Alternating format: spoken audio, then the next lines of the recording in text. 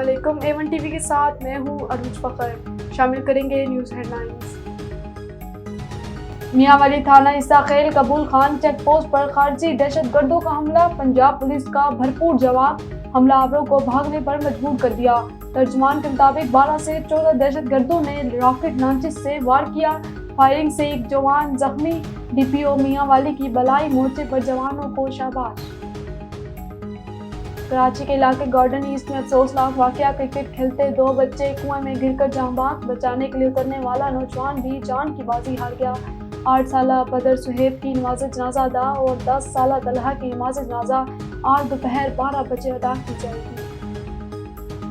حکومت سے مذاکرات کا کوئی فائدہ نہیں، فوج سے بات چیت چاہتے ہیں، امید ہے کہ ڈیڈ لاک جلد ختم ہو جائے گا، اسٹیبلشمنٹ کے لیے ہمارے دروازے کھلے ہیں۔ ترجمان پی ٹی آئی رؤف حسن کا وائس آف امریکہ کو انٹرویو، کہا 47 والوں کے پاس کوئی اختیار نہیں۔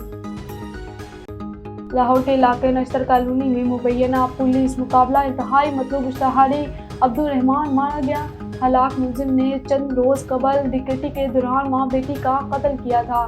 سپاہی ملزم پر واردات کے دوران لڑکی سے زیادتی کا الزام تھا۔ اور اسرائیلی قیدیوں کی ہلاکت کے خلاف احتجاج شدت اختیار کر گیا، تل ابیب کی سڑکوں پر عوام کا سمندر، مقبوضہ بیت المقدس میں اسرائیلی وزیراعظم کے گھر کے باہر بھی ہزاروں افراد کا اجتماع، نتنیاہو سے استعفے کا مطالبہ۔ نیوز اسٹوڈیو سے فی الوقت اتنا ہی، مزید خبروں اور اپڈیٹس کے لیے دیکھتے رہیے A1 ٹی وی، سب پہ نظر، اندر کی خبر۔